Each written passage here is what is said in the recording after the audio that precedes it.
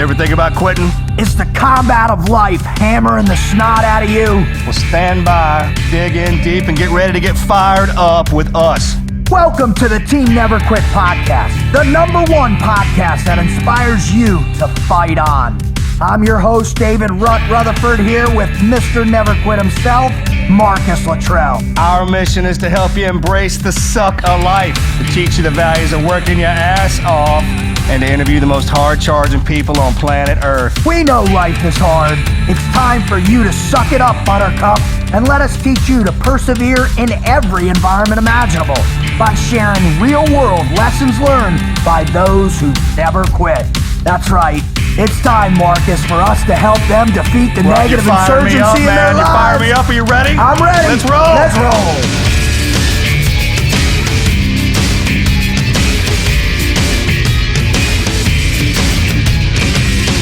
Up from a sub 60 feet below, scuba to the surface, now you're ready to go. K-bar grease gun by my side, these are the tools the commie dies by. Left, left, lefty, righty, left, left, left, keep it in step. P-I-N-K-Y, pinky is kinky and so am I. Marcus, Wizard. Why do we allow him to sing? We are bringing one of our own on the show, man. Do you know what that does to me? Does it make you want to sing? Tears down all walls. I mean, they come crashing down like the walls of Jericho. That's why I sing the way I do. These are my trumpets of destruction. You're filled with the Spirit. I feel the Holy Spirit always in me. That's why I'm on air in my own unique way. But before we get into it, let me just, I want to just stop real quick and say to all of our listeners, hoo-yah, thank you so much for everything that you have done for us in this show.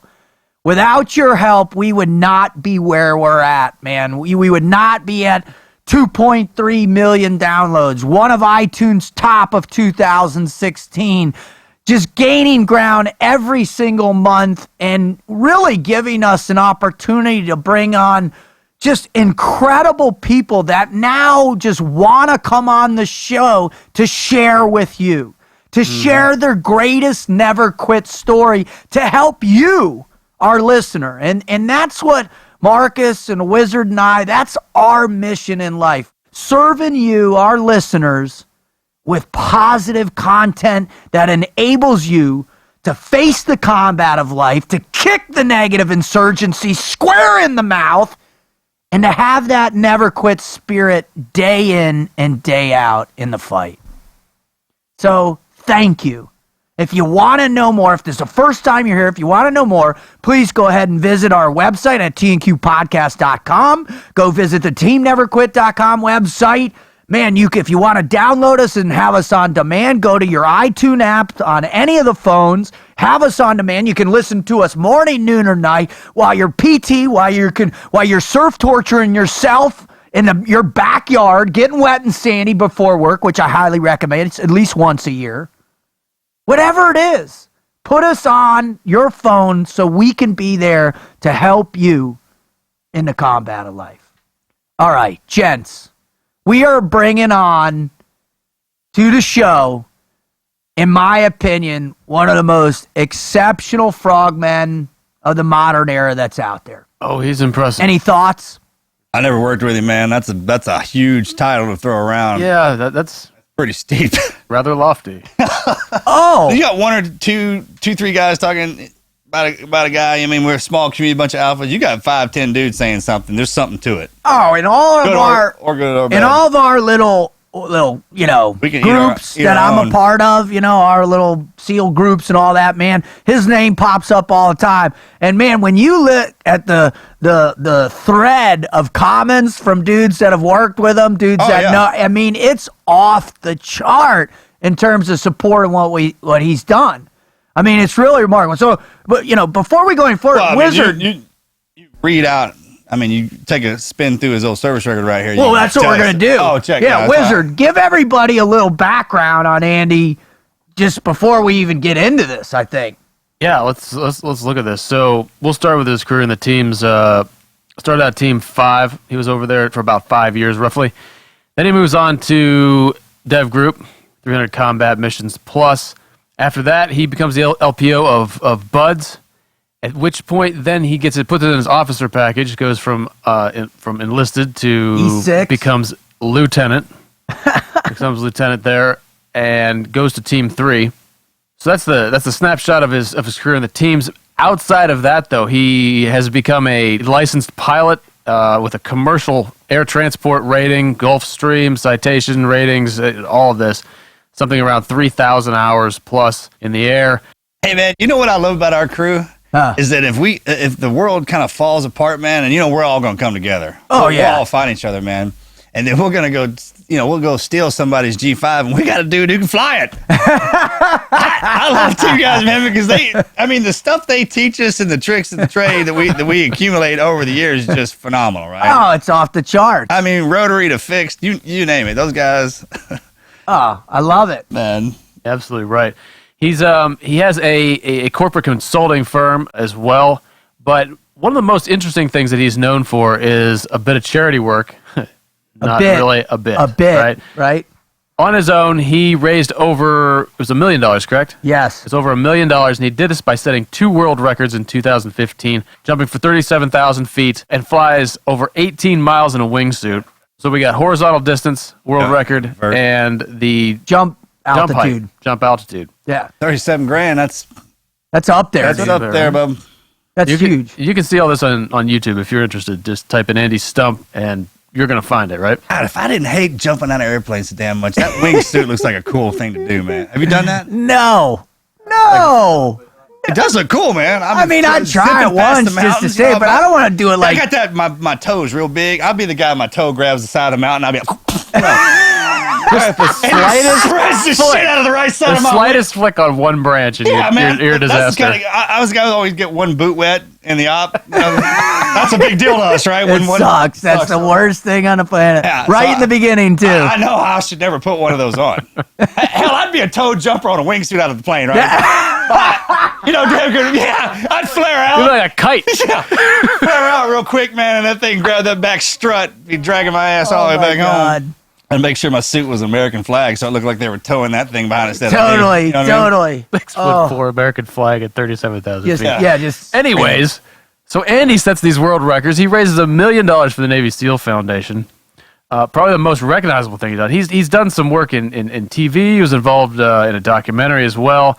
I mean, the guy is just a success in whatever he undertakes, seems like. He is, and everything that I've witnessed and watched him, I've never met the guy yet. That's why I'm super fired up to meet him. He's just got this humble attitude. He's very articulate. He can deliver messaging. I watched him on a bunch of the other podcasts. I heard he's one of our smart guys. Oh yeah. Oh, which are few and far between. Apparently, just look at the three. Well, Wizard, you're in another class, but you and me, Knuckles, for sure are not. That's why we're the motivators.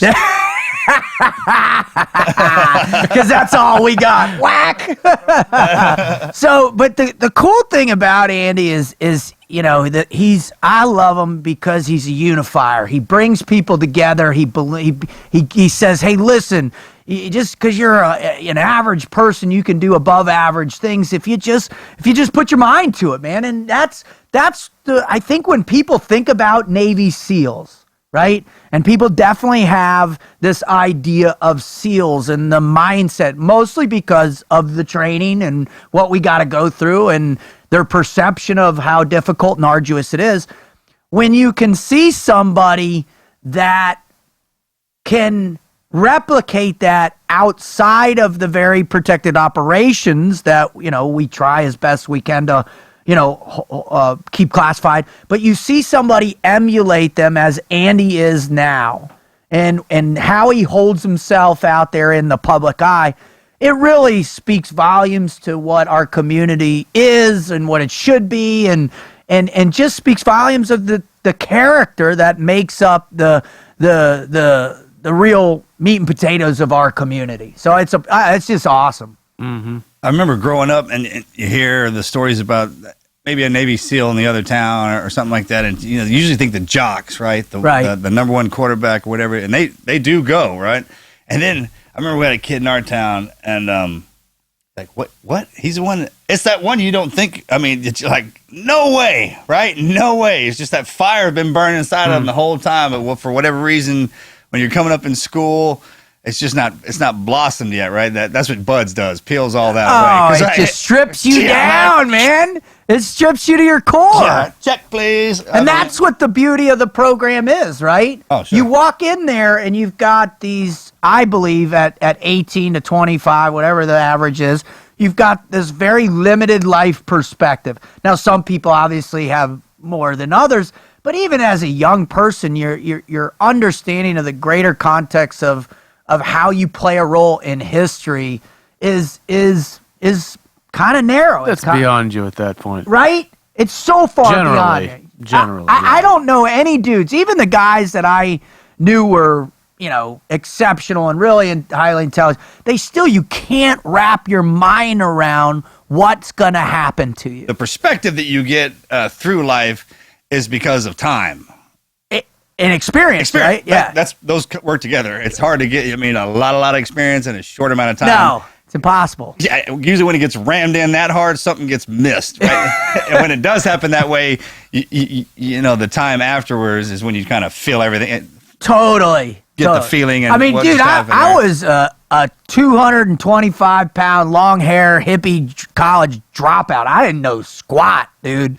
And I hit those Coronado, and it was like hyperdrive of the reset button, right? And that was the beautiful aspect of it, I think. And what I love about it is the process involved and how the evolution happens in these small little doses, but the growth you get to when then you are moving on with your life post-career, really the boundaries are limitless in what you accomplish. And I think Andy Stumpf is a guy that's, doing that. He's showing the world that, hey, there are no boundaries if you've got a good, strong foundation. I mean, you look through that. That's another cool thing about being older and having gone through. When you look back, you can actually look at somebody's courses of study and what they've been through in the teams. Man, no, each one. It's the fire hose effect. When you hear that word and what that in that phrase, you don't have any idea what that means. You're like, I can take some stuff, man. Let's do this. Come on, and it's unbelievable. I'll never get checking 18 Delta, right? You come in Friday afternoon, and they're like, hey, you got a 382 medical terminology exam on Monday. Monday morning. And we're going to finish AP next week. In a week. And shock is 2 weeks. I mean, this is semesters, right? For college students. And that test it's all Greek, right? I mean, it's a different language. Dude, I didn't know what I was doing. You have to know what they mean. You just have to know the word, right? I was like, man, I might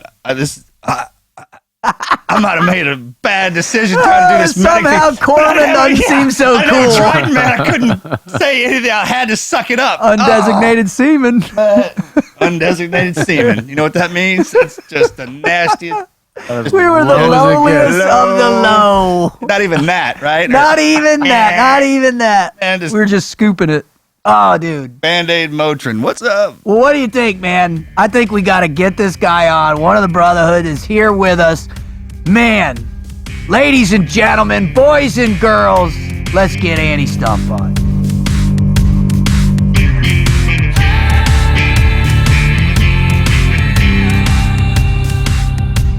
Dude, every time that we get another brother on the show, in particular, a brother of another mother that's been in the cold, that's been freezing, that has been at the combat training tank under the decon showers, it makes my blood boil with excitement, Marcus. Hey, mother, remember what they tell us? The Pacific Ocean is the womb we come from and the womb we return to. She's our mother that we're reborn from. Dude, that sounds pretty profound. I don't remember Senior Chief with any kind of poetic sense. He just called us a bunch of idiots in the water. Remember silent option when the instructor was like, the student was like, "What are you looking for?" He's like, "I'm looking for a war." Oh, check. Changed my life. Was it that cool? I don't remember it being that cool. And I don't know. I'm not from Boca. It was pretty damn cool, dude. Why you got to bust on where I'm from, Texas? That's so lame, dude. Because anyways, you're from Florida. We have one of our own What kind of question on is the that? show, man. Andy, it is such an honor to have you on. Just watching you over the last few years and your selfless acts and what you did with Navy SEAL Foundation, what you're doing for people around the country and how you're helping people. And it's such an honor to have you on to share with our listeners your wisdom, your thoughts, your mindset, man. So welcome to the show, brother. Thank you so much. Yeah, man. Thanks for having me. And you need less caffeine if that's your show. Like you need to throttle that one back to about a 6. Andy, it's all an illusion, right? I was always the positive guy, so I could distract on how horrible I shot, how much I complained. Yeah, well, that's horse shit. No, I've seen you with a pistol. That's not true. Yeah, Not even close. What's crazy? Here's the craziest one. He keeps saying to me, dude, I was with him at 18 Delta. we're buddies, man. Marcus, the only time you and I have met is when we played paintball. Oh, that's right. At Berg's birthday Yeah, party. I know exactly what you're talking about. We put an ass whooping on the. How awesome was I that? shot your ass. You were hiding behind a Rockensburg, and I claimed you had shot the shit out of you. That's right. The team got to take me out in front of a bunch of Hollywood A-listers. No, I remember him saying, Berg's sitting there talking. I can hear him. He's like, what should we do? And Marcus lifts his head up. He's like, oh, it's Andy. We're fucked. The best one was when at the end they were like, hey, let's get all the SEALs against us. And they put all these rules on us. I mean, it's impossible deal, dude. And we cut through them in, what, a minute and a half? And they were...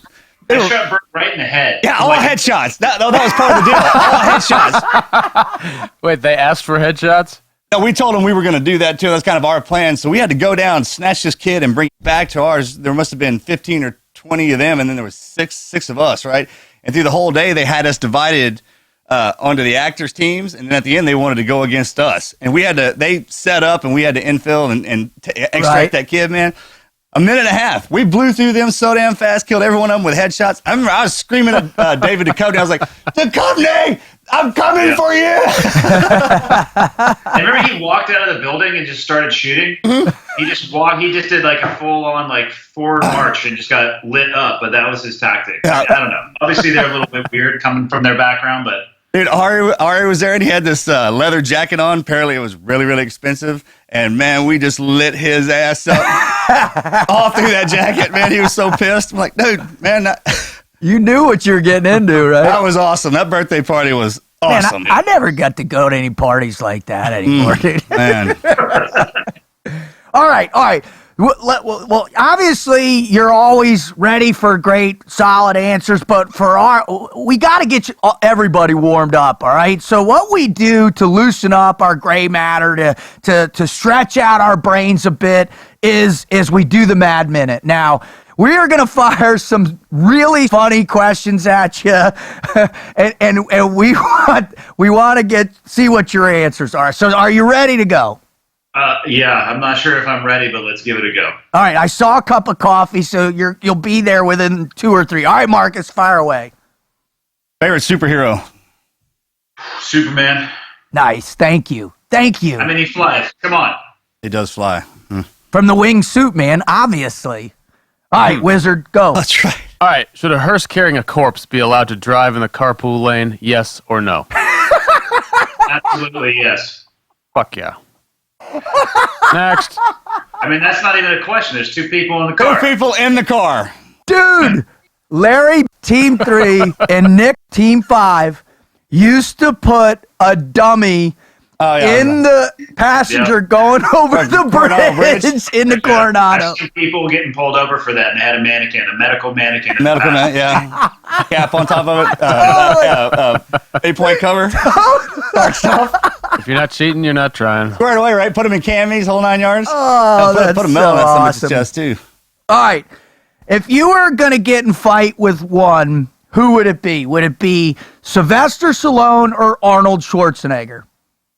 I'd say both at the same time. Nice, dude. Nobody's ever said that. Why?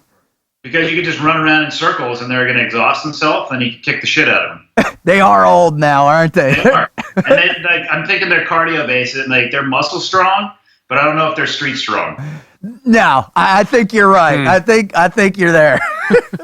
All right, let's try one. Random word association. It's going to be 3 words. We haven't tried this before. Just give the absolute first thing that comes to your mind. Sure. Number 1, Cobra Commander. G.I. Joe. 2, trailer park luxury. Coors Light. He's on fire. Number 3, cultural appropriation. Oh, man. Tacos? Nice. Nice. Yeah. Nice. That was We could not do that awesome. with everyone, but No, he killed it. He totally slayed that All one. right, what's something you do when no one's looking? Man, something I do when no one's looking. I would have to say, like, check myself out in the mirror, see how I'm looking that day. What's Good rule one number too, man. one? That's a good one too. That'll look good, man. That'll look good. Gotta look good. I think we all check ourselves out in the mirror. I just don't think most people will talk about it. But yeah, like you're walking down the street, you're going by a department store, you're like, damn, how am I looking today? Oh shit, I just got caught. That's when, hey, when someone busts you, that's when you look real hard. You're like, I thought I saw somebody dying in there, and then I died. Somebody's following me. My wife will bust me and she'll be like, what are you doing? It's like, nothing. Let's just keep walking. I love it. I'm answering your question. What can I say? Yeah, busted. All right. If you could pick any person in history to get hammered with, who would it be and where would it be? Man, any person in history. I'm going to go with Hitler. That's fascinating. And it would be when he was about 18 years old. We could do it in Germany. To get him hammered and then just choke him to death. Because I think And then kill him. the consequences it would be impactful.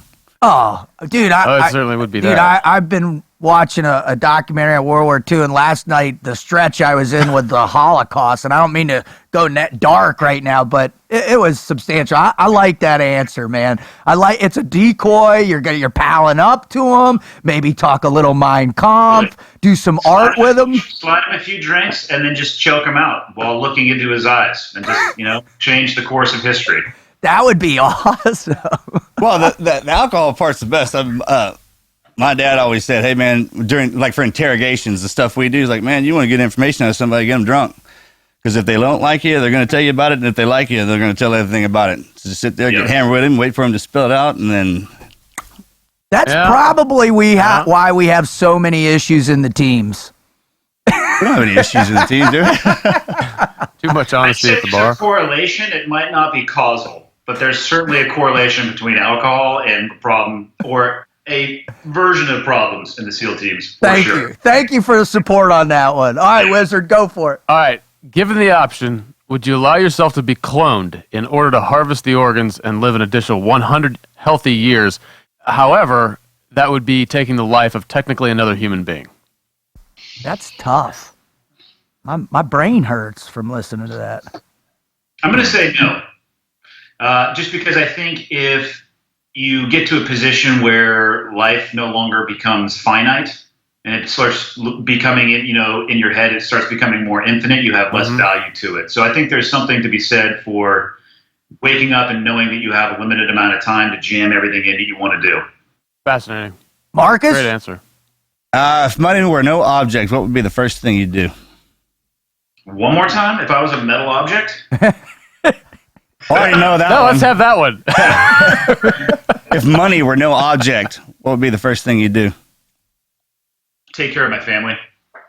Pass it out as far as I could to ensure that my family was taken care of, just to reduce stress in their life and then continue that on forward.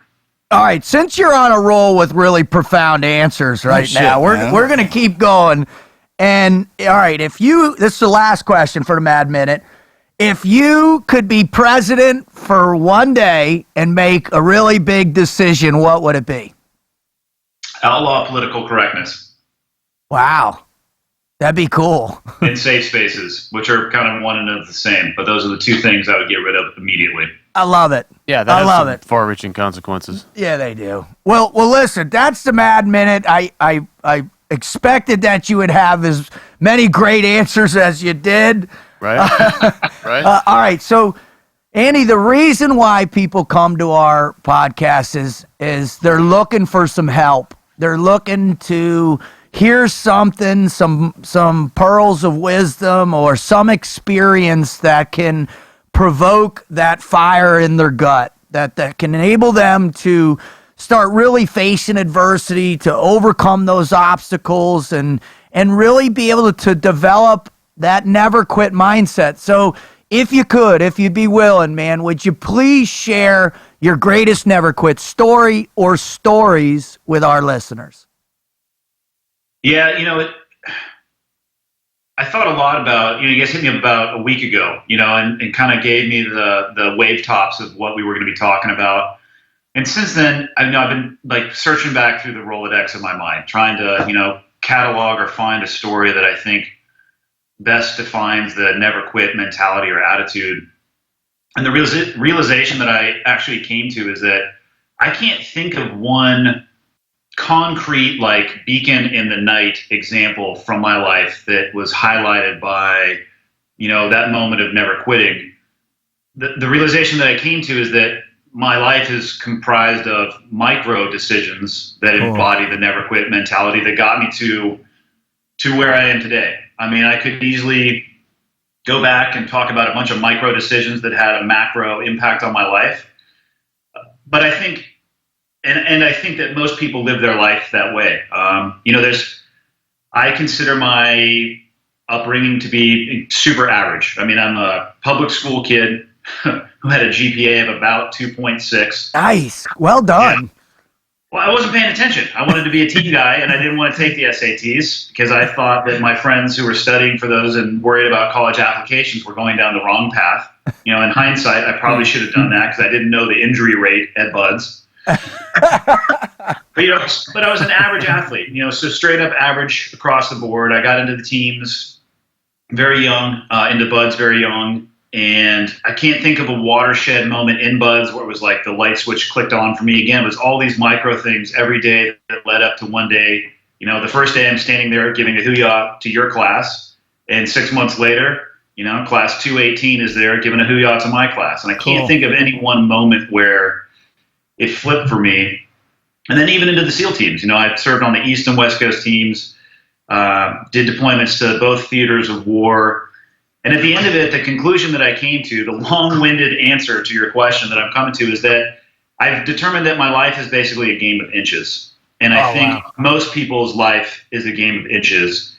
And if you can get the momentum rolling, the decisions that you need to make and the ability to put yourself into that mindset of never quitting, they become easier. It's when you roll the ball a little bit and then you stop it because of something that causes a hitch in your giddy up. Maybe you have a relationship issue with your spouse, or maybe you have something at work that you're not expecting, you get ambushed with, and it stops that momentum. That small decision to quit in that moment, it stops the ball from rolling. But I mean, I look back at Buds as an example, and I got to go back as an instructor, and I got to spend a ton of time with the students that quit, which was very interesting to me because, as you guys all know, when you're going through training, when somebody quits, they just vaporize. Fascinating. Yeah. It's like, go away. Where did Bob go? Bob was just having lunch with us. Bob's gone. Why did Bob quit? You never get the answer to that question, right? Because you're driving forward because you're in your own journey, in your own mind, in your own struggle, trying to make it through. Well, as an instructor, that kid hangs out for a week sometimes, or a month, or 6 months. And so I kept talking to him. And again, I every time I bring this up, I'm honest. I wasn't talking to them because I was trying to be nice. I was talking to them because I wanted to be able to make more students quit. So I needed to understand why they were quitting so I could use them. Right, yeah. Team guy. I'm just being honest. And what I found time and time again is the main reason that people quit is they became overwhelmed with the task at hand. They would think about Buds in a 6-month balloon, and that's all they could think about. And then they would get really cold or really tired, and they would think in their head, I can't make it feeling like this for the next 6 months, and they would quit. And then they would spend the rest of their life regretting that decision that they made in a trough, an emotional trough. And as we all know, Buds is designed to drive you into a physical and emotional trough and to challenge you, and then basically sit back and watch what you do.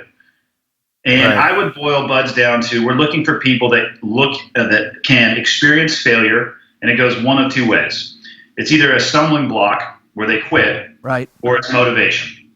So it either fuels you and fires you, which is what I think failure does to most team guys, or struggle in general to most team guys, or you don't have the aptitude or haven't learned the skills yet to take that and do something productive with it. So you quit. And in buds, I mean, I'm sure you guys have all heard this too. It's think about it one day at a time.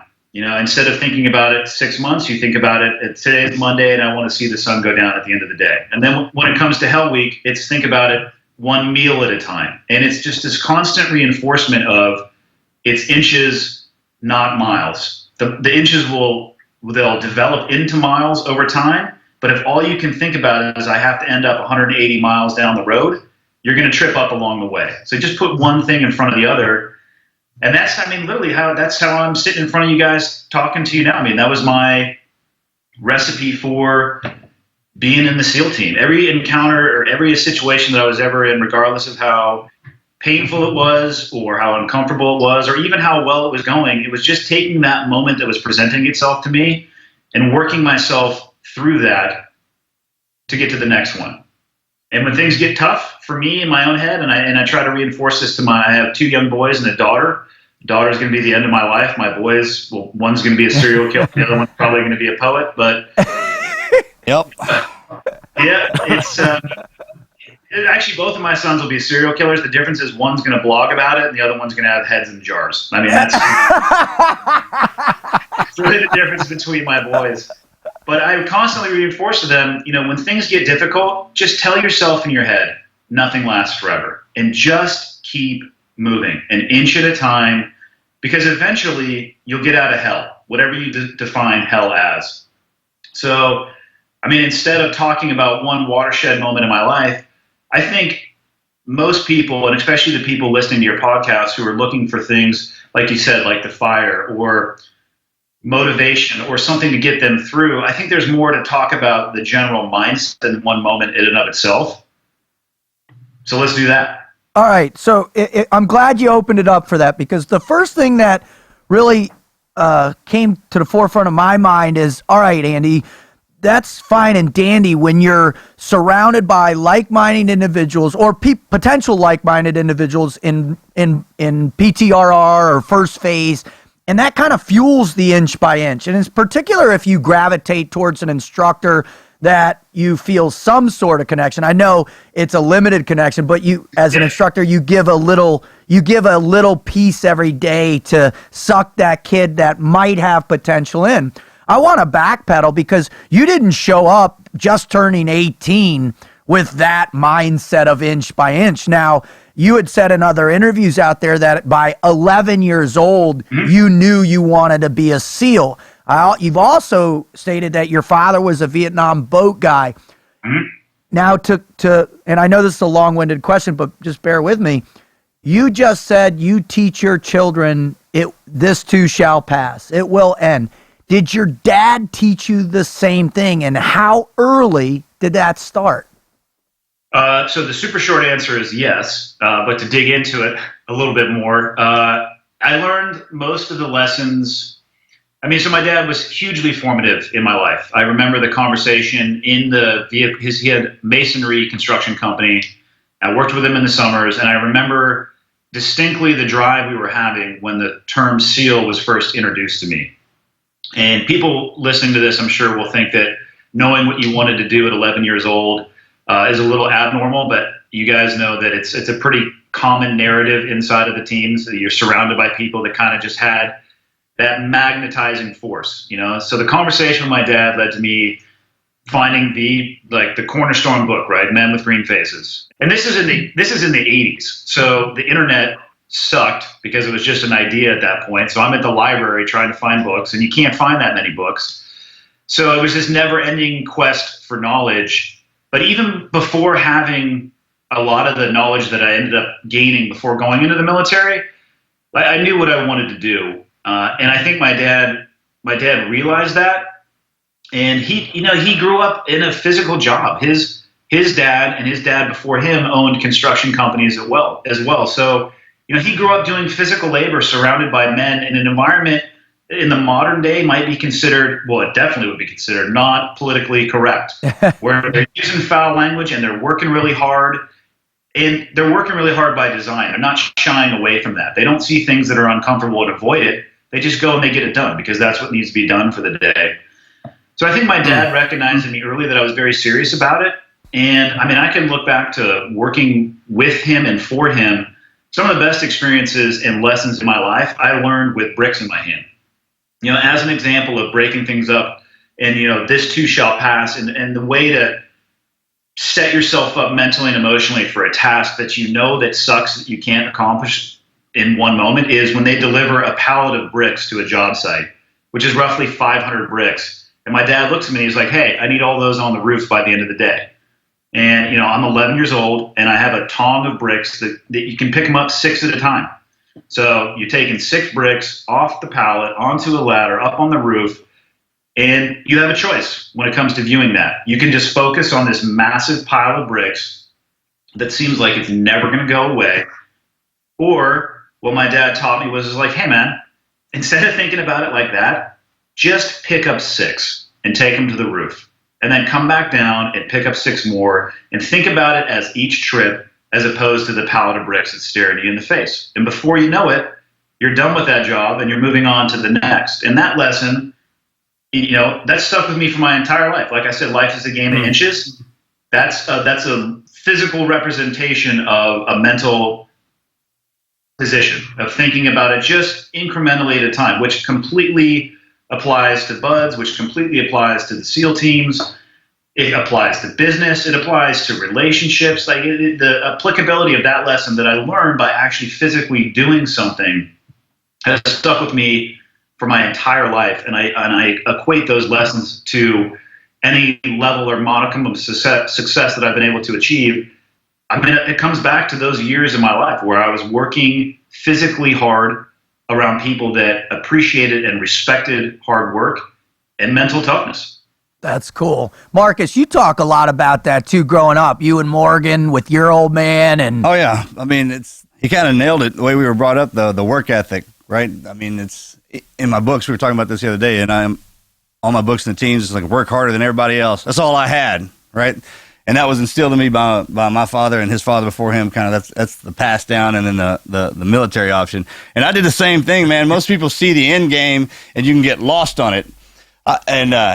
You're right, man. When someone quits, they're gone. I mean, they're just gone, and that's by design. I think the instructors they get all. They're gone to the class, but they hang out for a long time. Right. They give some time to like get into their head, and there's 2 worlds in buds. There's the student, right? They need to think small. They need to think inches. My job as an instructor, I need you to think big, and that's all it is. It's a battle of between the ears. Can I get you to think about the big picture, and can you tune me out and think about the small world, the inches? That's the difference between success and failure at buds. Right, exactly. I'm focused on the push-up I'm doing right now. Not all the push-ups, like the one. Right? I mean, one evolution at a time, one order at a time. Yeah, some people are like, hey, make it to chow. You can take anything in between chow breaks, right? And that's the thing, man. And if you're one of those people, learn how to take the stress and tell yourself, man, that I can take this for a few hours and then it's going to settle down. Or even if it goes past that, because the pain that you're in right now is not the pain you're going to be in your entire life. What we have to go through in life is what we can take at any given time. And the more experiences you have, the more you can take.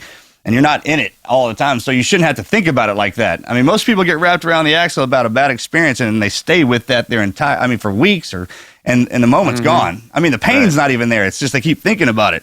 Man, once that's gone, then the thought of it should be gone. And for whatever reason, if you get tossed back down in there, man, you know what that's like. You've been there. Your body will remember it. I mean, the body is an awesome mechanism. It's a machine. It wants to stay alive, right?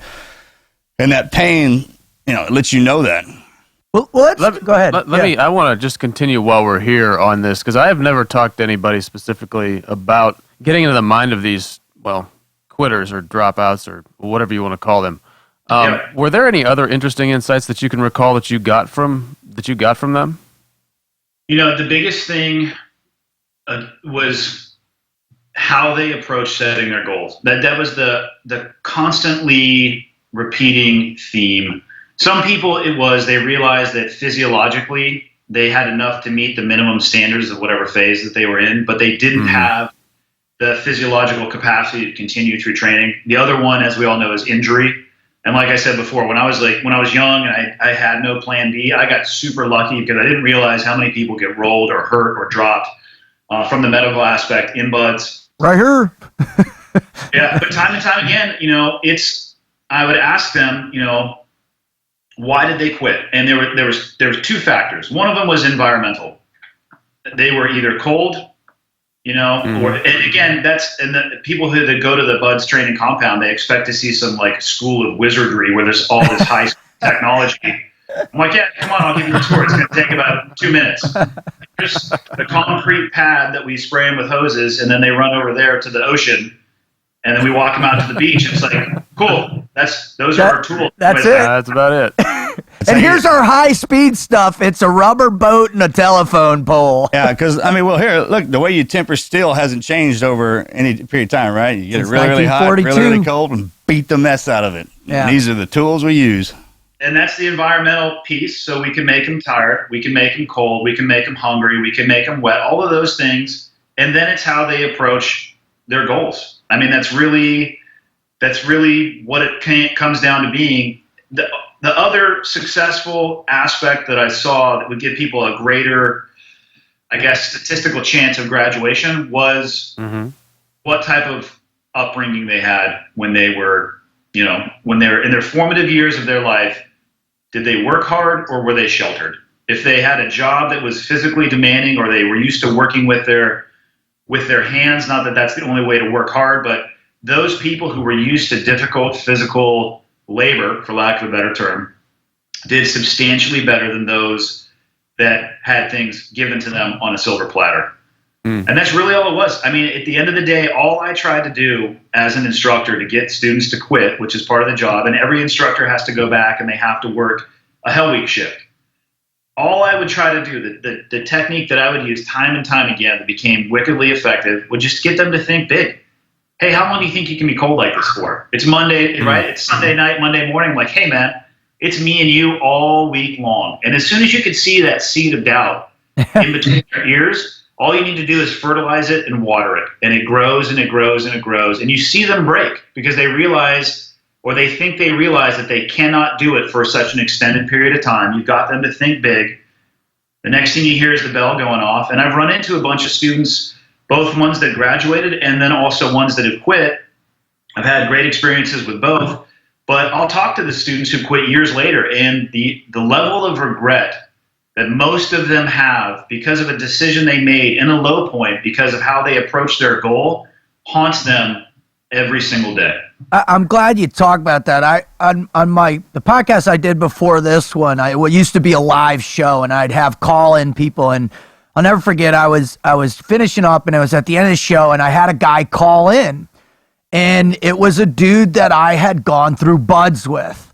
That was there, and he was like, man, Rod, I remember you. You always were fired up. You always this, and I said, well, bro, what happened? He goes, well, I quit. I quit the week before Hell Week, and for 20 years it has haunted me. Yeah. And I'm like, well, meanwhile, this is live, and I'm like, holy cow, this guy's about ready to bare his soul. But what a profound moment of insight, right? Well, what happened during that time? And he said, well, I was never able to really establish an identity other than the magnitude of that quit.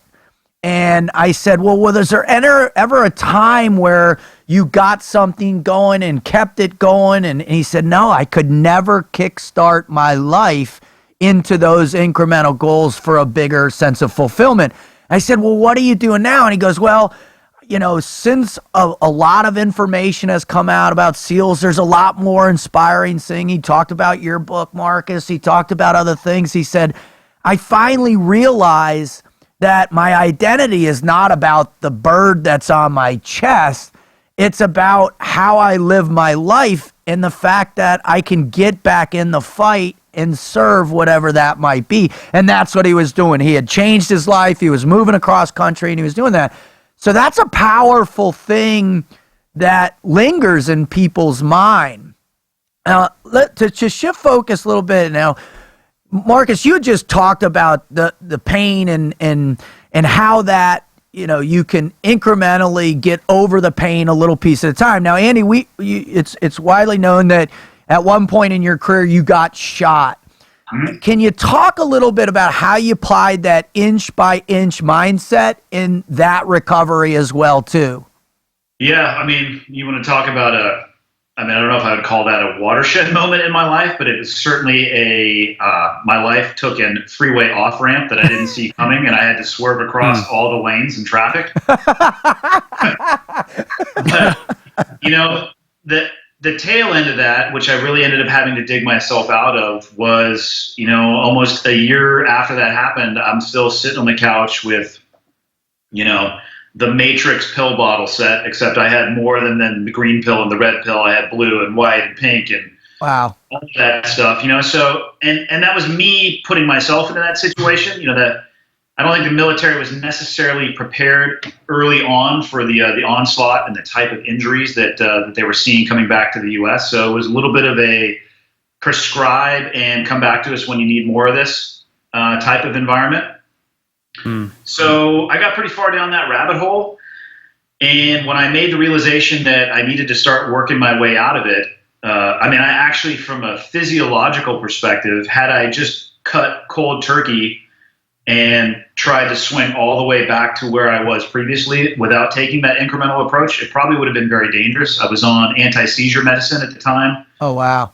That had a secondary or tertiary side effect of neuropathic pain control, which is why I was taking it for the nerve pain. Yep. But if I had just cut that cold turkey, my resistance to seizures would have basically disappeared. And even though I don't have a medical condition that would allow me to or would make me having seizures, I could have started having them. So not only from a psychological perspective, but from a physiological perspective, I needed to work my way back. And literally the way that I did it, I remember the day where I took myself back into the gym and I just looked around and I realized the position that I was in, and I kind of measured the distance of where I had came from and emotionally told myself, like, okay, I'm going to take one step forward today to getting myself back towards that. And I did a ridiculously easy workout. It was basically more stretching and mobility than any type of actual workout, but was covered in sweat, probably because I was just starting to sweat out all the narcotics that I was on. And slept amazingly well that night for one of the first times in probably 8 to 12 months. I think my wife could still probably point to the day on a calendar where that shift happened for me. And then the next day I went in and I tried to do 1% more, and then tried to do 1% more the next day. And just, if you take a bunch of time working out, especially for guys, like whatever, life will get in the way, and you take a month off and you come back and you're like, all right, I need to go as hard as I can. And you're crushed for a week, right? You're just absolutely destroyed. So I had been doing nothing for, 6, 8, 10, 12 months. And I was very cognizant of the fact that if I tried to go too hard, too fast, I was going to put myself back in the cellar.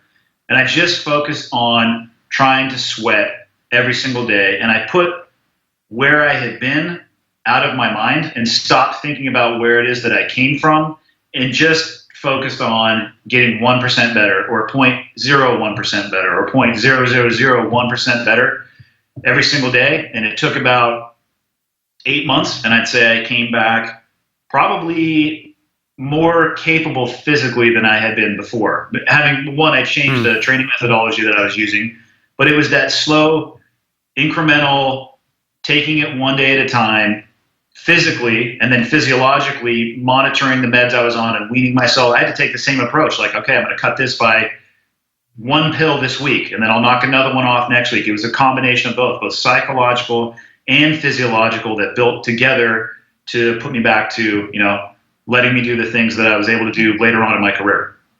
That's a great answer to that. And again, I think you're really being efficient at describing how you collectively join the physical, the mental, the emotional in that incremental change. We had Pat McNamara on recently, and he talked about training in that incremental approach. One of the things I want to ask you now is, from a bigger perspective, who are the people that you look to support you in that incremental approach? Because not everybody has that capacity, and they don't know how to support in that finite of a space. So do you have to coach those people, or do you look for people that have that capability? Do you surround yourself with like-minded? Who are the teammates that support you in this step-by-step approach to life? Yeah, I mean, so that's a broad question. For some people, you might have to do it on your own. I mean, that's the reality. The community that we came from, we are anomalous in the fact that we were surrounded by people that were extremely similar, that cared about the ones that were around them. And if you reached out to help, you'd get 3 times the help that you actually asked for, which is great while you're in the military. And as you guys know, at some point in your life, you depart from that, and then you become, I hate to say like everybody else, but you depart from that community, and then you have to find yourself. And, I know it's crazy to me, the number of guys that get out of the military, especially the teams, and they die in their early 40s of heart attacks or suicide, which is a problem that we're seeing inside of the SEAL community now. Tragic. So it is tragic, but it speaks to what happens to people when they lose that base of support. So if you've never served in the military and you feel like you have to do it, or you're forced into this position of doing it on your own, you're not alone, because there's plenty of team guys who get out and they detach themselves both physically, they move home or wherever they were from, away from the community that had supported them for a couple of decades, and they also have to figure it out, and they sometimes fail. And I think the biggest thing is, the biggest piece of advice that I could give people is don't be afraid to ask for help. Nice.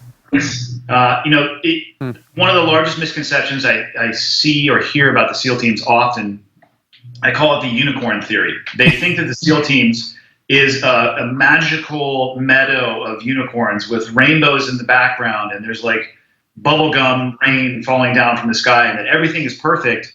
And that's the exact opposite of the way it actually is. Like, just like I think we would all say we're very average SEALs, and Marcus said it, like hard work was what I had.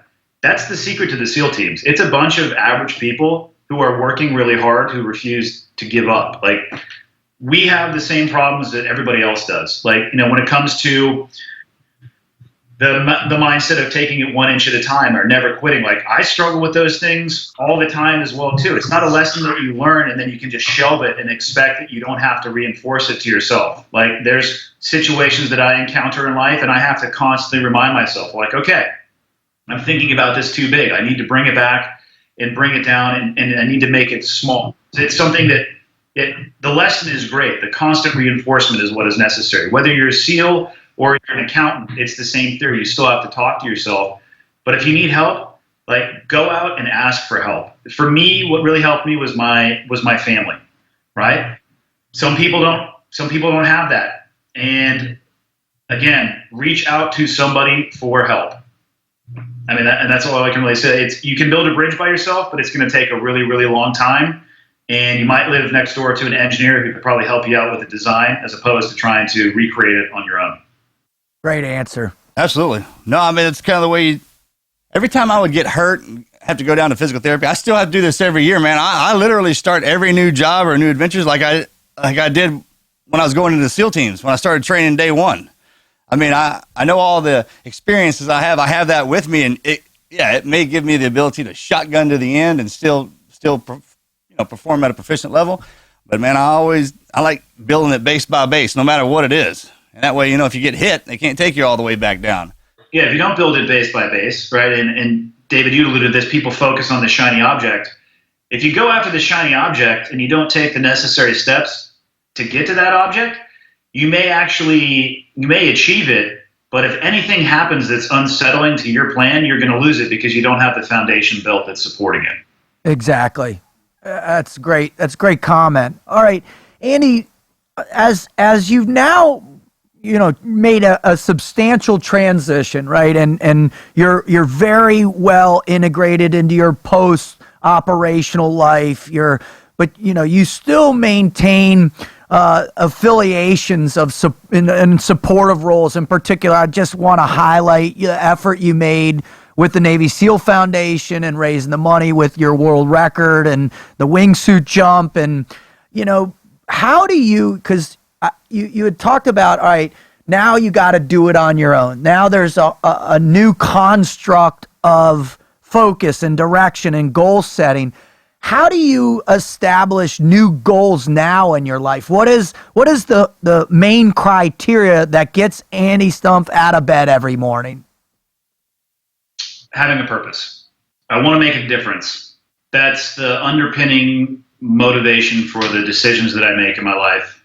And I really struggled with that when I got out of the military because the teams provided me that purpose. And the litmus test for the things that I do in life now are whether or not I think it can make a difference. And that's really all I want to do at the end of the day. And that's why I wanted to do the fundraising for the SEAL Foundation. I left a job where I thought it was very impactful and it was very purpose driven.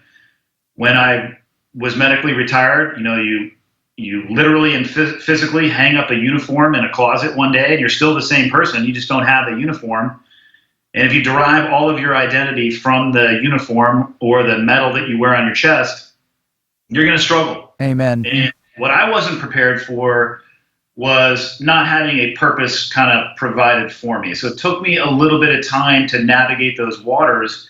And I found it in supporting the guys who are still going overseas. And I do that through supporting the families of the guys who are still going overseas, because they are, at the end of the day, and this is a realization I didn't really have until after I got out of the military, I think the easiest position to fill in a military family is the military member, because you're focused on your job, you're busy, you're going and doing your work. It's the family that bears the burden and the cost and the pain much more than the military member. So finding that purpose for me was key. And I look at the things that I want to do now, and I never wanted to be a public speaker, right? But people keep hitting me up to publicly speak, and the only thing my rules for public speaking are, I never talk about myself. I'll only talk about the amazing people that I was surrounded by and the lessons that I learned, because I think those lessons can make a difference. Amen. The jumping side of the house, when people hit me up to do projects, if I can tie it into fundraising and that fundraising will make a difference, then I'll do it. It's the difference between being a SEAL and being a team guy, right? Mm-hmm. Being a SEAL means you don't really care about the purpose. You just want to wear the trident. Being a team guy can carry with you for your entire life, because you're searching for and driving towards purpose, not job title. And the difference between those two is the difference between standing on each side of the Grand Canyon and looking at the gap in between. Like there's almost no similarities between a SEAL and a team guy. I love that you said that, and you actually wrote an amazing piece on that on your blog site called Confessions of an Idiot. And if you're listening, please go and read Andy's stuff. It's powerful, powerful stuff. I look forward to every time you post something, man. It as you can imagine, being from the Brotherhood, it hits home too, and it signifies, hey, that servitude that was so essential, that was so igniting in how we lived our everyday lifestyle, that seems to fade a little bit when you're not sure, where do I apply purpose? What is my purpose? When you can initiate that servitude that says, hey, I'm still a team guy.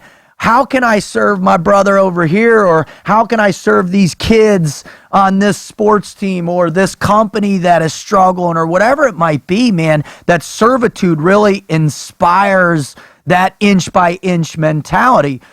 What can you share with the concept of servitude in order for people that are listening that will help them discover what a purpose might be for them?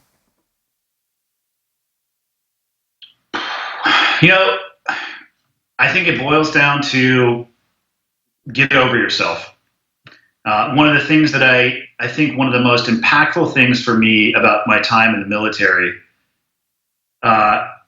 is I came to understand the power of, when you join the military, you surrender some of your constitutionally afforded rights to make sure that other people never have to. And why do you go to boot camp and get yelled at, right? Because we come from a me society, and for lack of a better term, they have to start beating that out of you. So instead of thinking about me, you start thinking about we. And I look back at my military service, and it was a privilege, right, to wear the uniform of our country. And at the end of the day, what we're doing is we're serving those who work, or not serving those who live, the citizens of this country. That's our job, is to provide space so they can exercise their rights. And in doing so, you learn to look outside of yourself. Like just from buds in day one, right? Like stop focusing on yourself and look to the person to the left or right. once you make that realization that, yes, although you are the one who spends 24 hours a day with yourself, and it's very easy to become the center of the known universe or get caught in that trap, getting outside of that and thinking about something that is greater than yourself is, to me, the first step in finding purpose. Wow. Because your purpose can't be just serving yourself. You might be incredibly rich, you might become incredibly famous, and I know a couple of those people that meet both those criteria, and at the end of the day, I don't know if I would describe them as a very happy person. You know, I've been around enough rich people to totally understand that wealth and happiness are not, you know, always connected. I've seen enough famous people to tell that fame and happiness are also not always connected, because I think from what I've seen, both of those two tranches, a lot of the times they lack purpose. They have physical things, but they have nothing deeper than those physical things. And once you serve other people, whether you're forced to do so or you volunteer to do so, I just think it changes the way that you think about who you are as a person. Like, you know, my son who just came in, like, it's more important to me to raise him than it is to do things for myself. And that's where it all starts. Get out of your way, take a deep breath, take a knee, whatever it is you need to do, and realize that you're just a pinprick, you know, on the map that we're living on, and your needs and desires they're important, but put them aside a little bit and find a way to build up other people around you and stop just focusing on yourself. And so look at that from a business perspective. Imagine that leader who has that mindset, who wants to build up the people who work in that environment, right? He's inspiring people and pulling his people along instead of micromanaging and telling them what to do. The difference in those environments is amazing. And the best SEAL leaders that I ever worked for were those people who got out of their way because it wasn't about them, and they wanted to make everybody else around them better. That's fantastic advice. It comes up a lot on our show. But when it does, we seem to talk a lot about the low-hanging fruit there. Service to others, and we highlight family, we talk about military service, we talk about perhaps charity. Those are very obvious things. But I think for the listener out there, it's not always that simple. They may not be in a position to go join the military. They may not have family that surrounds. Maybe they're young, they haven't started their own family, or they don't have a good relationship with their family. Are there other ways that people can find this service that are not in those, you know, categories? There totally is. But again, it comes down to, what do you see when you look in the mirror? So I'll give you an example of what I see in the business world. The most common failure I see is people view leadership and position as one and the same. Right. And job title or the car you drive or what it says in your parking spot. And what they do is they wait until they have that position until they start thinking like a leader. Which is the same thing as waiting until you're 16 years old, having never driven a car, having no understanding of how a car works, going over to your neighbor's house and getting them to take you down to the DMV in a manual transmission vehicle and attempting the driving test. If I were to give you that example, though, and say, hey, here's what happened to my son. It's like, I didn't teach him how to drive. He's never been in a car, but he went over, to the neighbor, got a manual transmission vehicle, went down to the DMV. He took his test. What do you think happened? Everybody would say, well, he failed miserably. And like, yeah, he did fail miserably, unless he had some random anomalous event, somehow he passed. But when you lay out that scenario and you tell people that the individual failed, and you say, are you surprised? They'll say, of course I'm not surprised. He didn't know how to drive a car. It's a totally unreasonable way to approach driving a vehicle. Mm-hmm. People approach leadership, though, in exactly the same way. And they wait until they achieve a leadership position to start thinking like a leader. And if you do that, you're screwed, because at best, you're going to be behind the eight ball all the time. So the long-winded way that I'm getting to answer your question of what people can do, and this is the advice that I give every single time I talk in front of leaders of business, it's like, put all of the business card, the job title stuff, put it in the garbage can. Every single person in the room that I'm in needs to start thinking about themselves as a leader right now. And you need to think about how you want to be as a leader. You need to use examples of people that you've seen that have inspired you, and you need to use examples of people that you've seen that turned you off so you can avoid those behavior.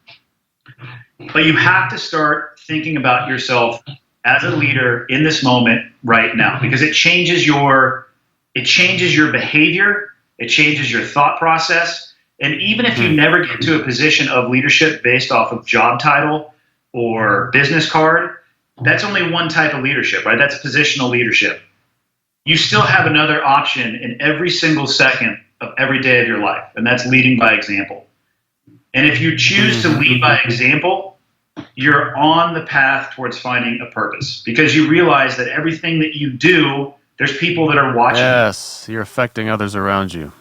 Like my son, I have a choice in every single day. I can act like the leader of my family and raise my children, or I can set a bad example and do stupid, selfish things thinking only of myself.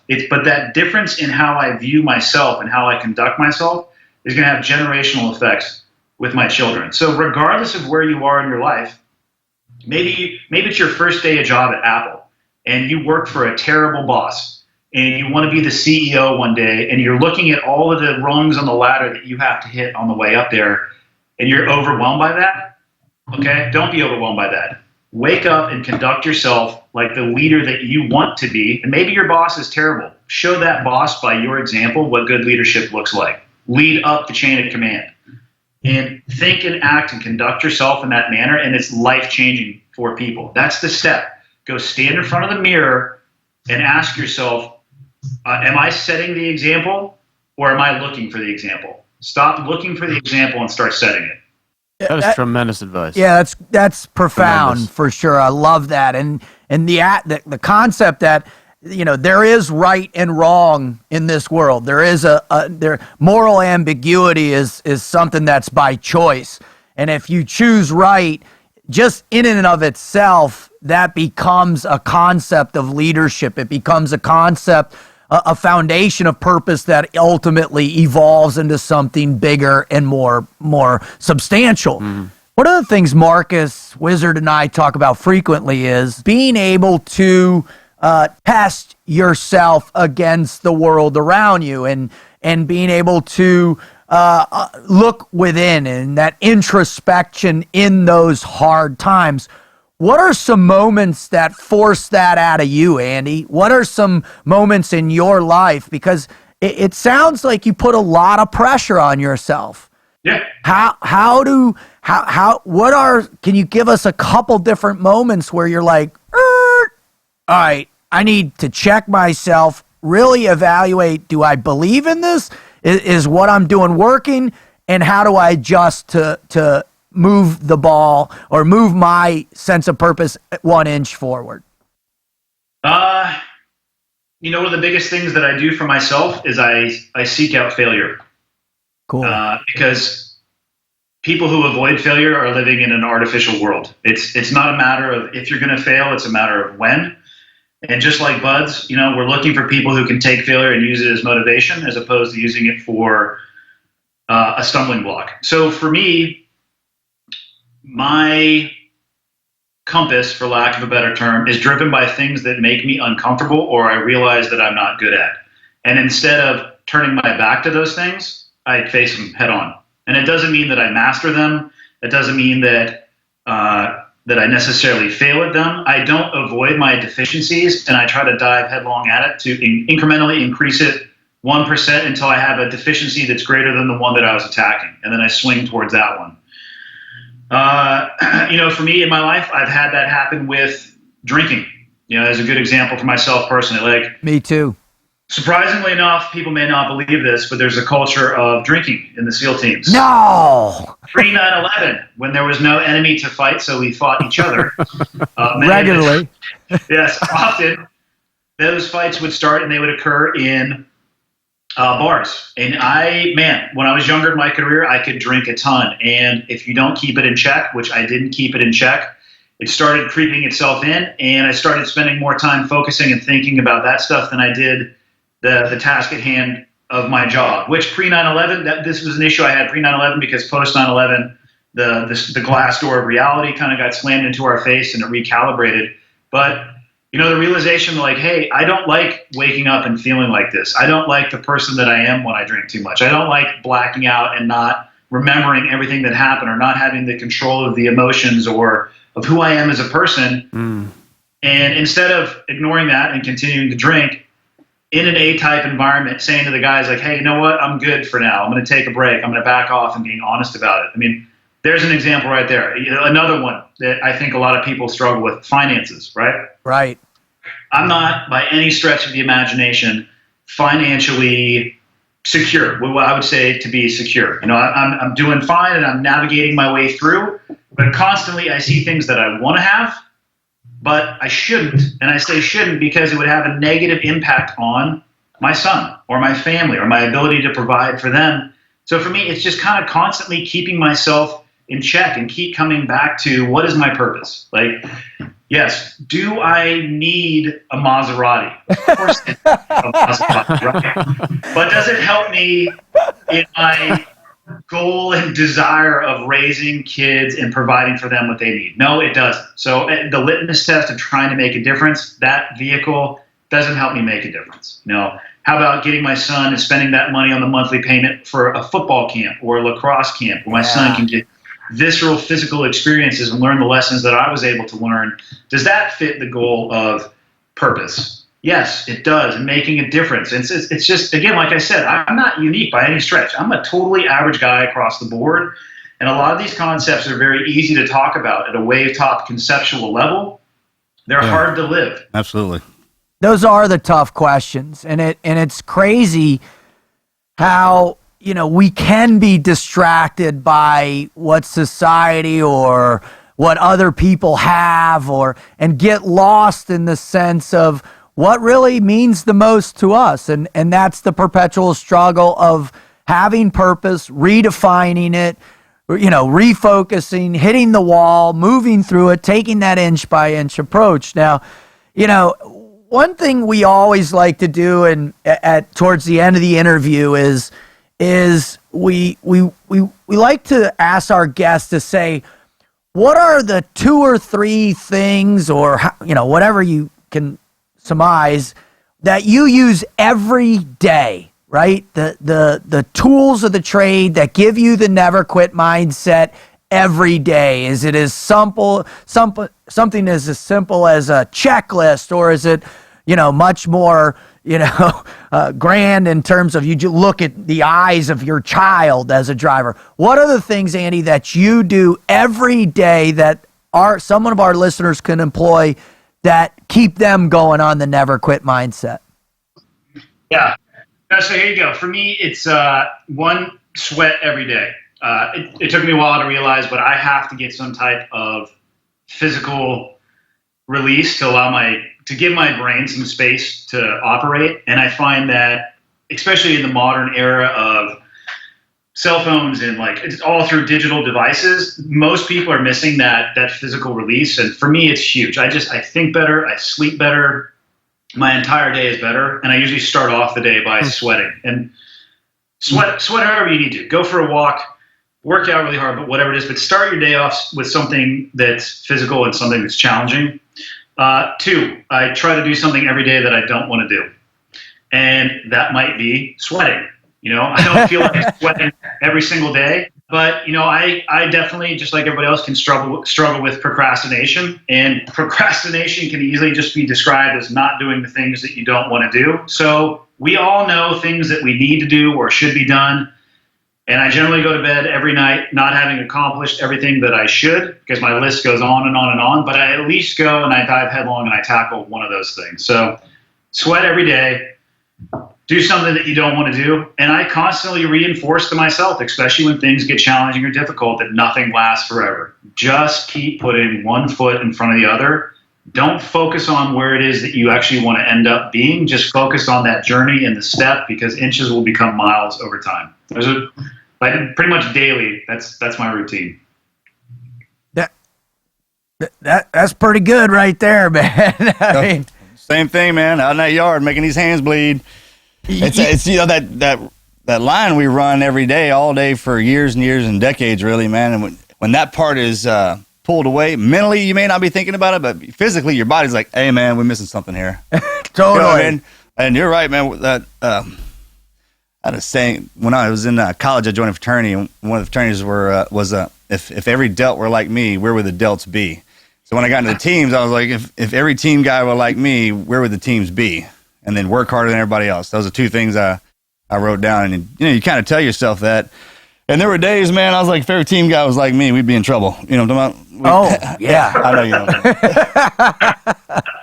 All right, Andy, what's next for you, brother? What's on the horizon? Literally, I know like you said, you're constantly being hit. Your speaking career is flourishing. I can't think of a better guy out there to be talking about leadership and the inch by inch mentality, man. I'm so stoked for you.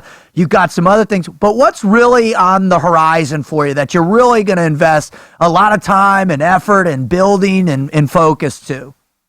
I was having this conversation yesterday, actually, and was, again, kind of just trying to reassess and make sure that the compass that I'm following is pointed in the right direction. And Mark has asked me if money was no object, what would be the first thing that I would do? And right now in my life, I'm trying to determine what it is that I want to do using money as not being an object. Like, if I was inherently just crazy wealthy, what would I be doing? So I love skydiving and base jumping, so I definitely would do that. I love the public speaking because I look at it as education. And I realized a couple years ago that I actually really like teaching. I like watching the light bulb come off in people's head. Yeah. And I actually think that the lessons that we had imparted on us in the SEAL teams, we are obligated to pass those on to as many people as possible. So they're not lost, and that helps me find a sense of purpose for my old job to drive me forward into what it is that I'm going to be doing. And I have some, consulting. I have a consulting business that, again, on the leadership style of the house, and I would still do that as well because I like the interaction, I like the challenge, I like seeing people leave with an ability to make a change in their life. So the answer is that I'm going to focus on all of those things. Like, my near-term goal is I'm uprooting my family and moving into Montana, which is a great move for the family for a variety of reasons. But like, on the jumping side of the house, I'm heading out to Utah to go base jumping on Tuesday, So the goal I'm at is to not die. That's a good start. To get through next week and not die. And then the rest of the stuff, just to keep building it, but keep building it appropriately and for the right reasons with, again, the litmus test of, I just want to make a difference. That's awesome, brother. Let's not forget about, you also have a new podcast, is that correct? We want to mention that.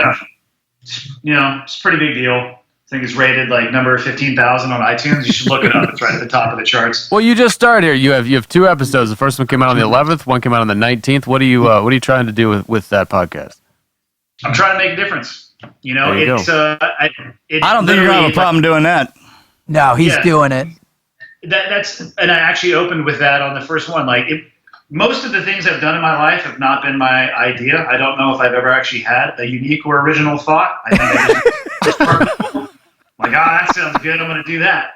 But I try to be honest about it. Like, this was not my idea. So the podcast wasn't my idea. It was from going on other podcasts and people saying, hey, like, you did, it was great to talk to you. You were able to articulate your points, and then them recommending that I do the same thing. And I don't have a goal with it. Like, I'm joking about the iTunes thing. I don't really care where it sits on a rankings, and I have no desire to make money from it. I feel obligated to take the fortunate lessons that I was surrounded by and amazing examples and a different perspective. I think it's more than anything the difference in perspective, because most of the world around me does not make sense. I'm baffled by a lot of human behavior. I'm baffled by the things that people say on social media, by what people say on mainstream media. And I don't agree with a lot of it, and I don't want to argue with people, so I'd rather sit down with people who I think are interesting and have a conversation and interject, hopefully, a different set of sunglasses that people can put on and maybe look at the world. Like, that's it. I just want to make, or try to make, a difference. That again, falls right into it. I love it, Very man. cool. And I love the hat you're wearing right now. You're wearing Cameron's Keep Hammering hat. He's awesome. Cameron, Oh, we had he's him all on, time, one of man. the greatest dudes I've ever met. It was so awesome having him on. Yeah. Well, Andy, listen, bro, I just, from not just being a team guy, but being an outsider, this is my first time meeting you and chatting with you. Man, you are doing that. You are making a difference. just going back and listening to a lot of the different podcasts you've been on, and just, you are articulate, and you do deliver positive reinforcement for people to become better, to discover that purpose. So I think you're on the right path. I think that purpose will evolve. You're going to get there an inch at a time. And it is just such a privilege and an honor for you to come on with us and the Team Never Quit podcast, brother. Thank you. Yeah, thanks for having me, man. It's amazing how fast the time can fly. Absolutely. God dang, no, man, right? Right? Thanks, man. God dang, brother.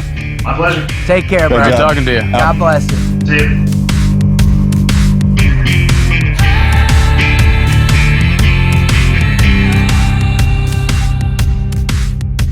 That dude makes me want to do more. He's just a massive overachiever. It's incredible. My brother's the same way. Teams, enlisted officer. He said he was average athlete across the kills board, right? me, yeah. You know what happens when the average, those are average and then below average. When you try hard enough and get your claws sunk into something that above average people do and get a taste of it, man, it's a taste that you can't explain, man. I think, man, you ever see something they talk about buds about how bad it sucks, but then, man, you're just damn happy to be there. Right. That kind of thing, man. And then you get that taste for life when you are just absolutely ecstatic about being in the moment. The push up, not the end game, right? Anything. That's gonna be cool to be a SEAL, but it's like, all right, when I become a Navy SEAL, it sounds like the end, right? Well, I think you're onto something right there. It's a catalyst for us in the rest of our lives. You talk about all the time wanting to be the best dad you can for your kids. I talk about it a lot with wanting to serve others, right, and give them something that they might be missing. Wizard, we talk a lot about providing something for somebody that they couldn't otherwise get, right? That they can feel fulfilled. Right. And then the drive to want to do that better and better and better and refine it and move forward. I mean, that's Andy Stumpf to the T, man. Cool to listen to that. Right? You can listen to him talk about anything. Like, all right, yep. Well, you said before he came on, you said, he's going to be one of those guys, and I agreed with you, that when he opens his mouth and says something, it's going to be worth listening to. So, you know what? Let's recap over, those three main points that he threw out there, because I think those are really valuable and spoke to also, what he covered in the show. The first one was, sweat. Waking up, doing something physical and challenging every day, getting your day started like that. Right. Right? The second was do something that you don't like to do, but you know that you need to do every day. That's like your procrastination buster right there, huh? And focus on incremental improvement every day, which obviously that was a major inch by thing. inch. That's the inch by inch. Yeah. Right. Well, I'm a big physicality guy too. When I work with coaching clients or whomever, I generally start with that, because if you can... Why is that? Why do you start with that? Well, because we're physical creatures. When you think at our core on what we've done and how we've evolved, and, it's only really in the modern era that we've become so sedentary, but, the greatest sense of personal gain begins when you can be physically fit enough to feel like you're gaining momentum in that area and feel good about yourself. So I always try and start with that physicality. And I think that's what he's talking about too. Where if you can condition yourself to advance your health, in your nutritional health, your physical health, your strength, your endurance, that creates those incremental platforms to step off mental health and emotional health and relationship health. And it's key. I mean, you got to be physical. I mean, Marcus, you talk about it all the time. That's why you go to Exos every year, right? Well, he's basically broken down mind, body, and spirit into what his own that works for him. And that's, man, there's a reason why that's been around forever. And you say those together, and they're important. When all three of those are connected and they're working on the same page and the balance. Yeah, there you go. That like homeostasis right there. Exactly. That's center energy. That allows you to push everything, right? If one of those is missing, then you're walking sideways. You're out of whack for sure. So those little prep things he does, and the beautiful part about it is he can tell you what they were. A lot of people don't know what they are. I mean, most people do all that stuff anyways to some kind of degree. They don't know it, or they're not willing enough to push it real hard. To catch up with the others. Yeah. Good point. Good point. Well, I think the guy is awesome, man. I'm so stoked. I mean, he's such a great dude. I can't, hopefully we'll get him back on here in a year or two, and so he can expand on drill down on some more of these leadership ideas that he's really cultivating. I mean, the guy's amazing. All right. Listen, if you're listening, man, and this is your first show, boy, did you just get served up a doozy. I mean, this is just amazing. If you really enjoyed it and you dug it, please help us out by spreading the word, telling your friends about the Team Never Quit podcast. If you want to know more, please visit our site at tnqpodcast.com, where you can see a whole slew of other shows. We're also on iTunes. You can download and have us on demand. Literally, if you're driving to work, you're working out, you're just trying to go to sleep. I don't know about that would be a good thing, but get your day started. Go to iTunes, download, subscribe to our podcast, and share it with other people. If you're coming back, thank you so much. We appreciate your loyalty. We appreciate you being here. We could not do this without you. We could not be having the inspiration if you weren't there, supplying us with the feedback that you get, the emails that you send us, the stories that you provide us, your greatest never quit stories. And if you haven't understood how important that is to you and you've got one, go to our website, tnqpodcast.com, and write down your greatest never quit story or someone you know and share that with us, because what we like to do is we like to read some of those on air. And I've got a doozy today, gents. This is a big one. And so let me read this for everybody. This is from Brogan. I am currently living with a disease so painful it is nicknamed in the medical literature the suicide disease, as there is no cure. This is my never quit story. I have had bilateral trigeminal neuralgia for 15 years now. I was raised by a family of professional athletes where losing was not an option. My father was not raising a daughter, but an athlete. Our daily chores included running and whatever strength training program we were on. The boys played baseball and I played tennis. I ended my career in college when I chose my husband and his Navy career over any future in the sport. I became the best ER nurse I could be, working in the busiest ER in the state. I love the outdoors and turned my passion into triathlons and skiing in the winter. But why does this matter? When I was first diagnosed with TN, I would have flare-ups, take time off, and then return to my active life. Over the years, those periods of remission would become less and less. The pain would come out of nowhere, like a lancing blade of lightning striking the nerves in my face, like the hand of God smacking you down. There is no way to tell when it's coming, but like an exposed nerve being electrocuted, you are at its mercy. I have had 2 craniotomies or brain surgeries to try and help with my symptoms, but the surgeries have just caused more painful side effects. I now have anesthesia dolorosa, described as the hornet's nest in your face. It feels like being burned by a blowtorch and having acid poured on the right side of my face simultaneously. There is no cure or known treatment. I can no longer work or run or ski or simply be me. I have gone through an entire identity crisis. I had to surrender myself to God because everything I was, an ER nurse, an athlete, an active involved parent, a beautiful loving wife, it was all gone. I had to find out who I was living in this chronic pain.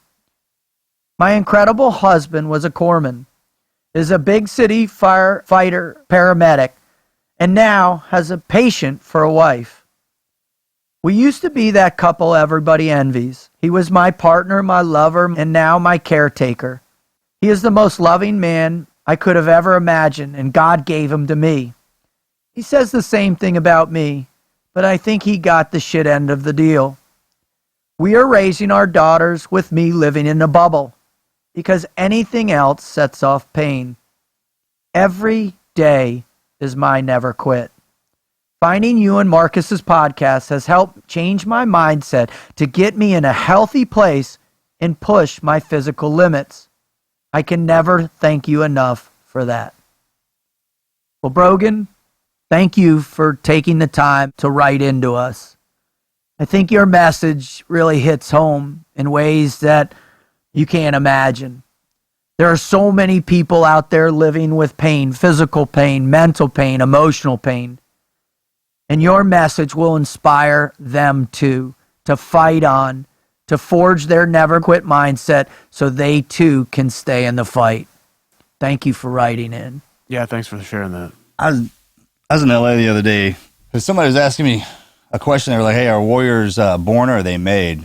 And man, I didn't know the answer. So I was like, "Hey, I had never thought about it too much." And I think sometimes the whole description of a warrior obviously comes down from us, where we swing the axes and whatnot. And I was thinking about it, I was like, man, I think you're born one, and then life kind of whittles you into how extensive you are at it. Right. But each and everybody falls into a battle, a war, unto themselves. And it doesn't matter if we're fighting an enemy or if you're a warrior for religion or for law or for peace, humanity, and medicine. I mean, if you get stuck in a fight with something on the inside of you, that's the toughest one of all, man. When you got something going on the inside, you can't, and we can't figure it out. And that's another blessing to have other humans around, right? Somebody to help you get through all that and look for an answer. But in situations like that, man, that's one of the deals. It's if you got something on the inside you're fighting with, man, you're the one that has to fight the hardest. Never forget that. And the one thing that can't happen to you, man, is you can't be beaten mentally. Okay, they can't get in there. They can't touch your brain. They can't change the outcome. Always hold on to that and think about it the way we do. If in order to beat you mentally, they got to beat everybody around you. That's why you surround yourself with good people, and that's almost impossible to do. I would say it is impossible. And no matter how dark the pit, man, no matter how far the fall, always start climbing back up. Just always climb back up, and you're doing that. So, man, my hat's off to you. God bless you. I want to thank God. And I want to thank Christ, and I want to thank my girls, and I want to thank my family. I want to thank Brogan.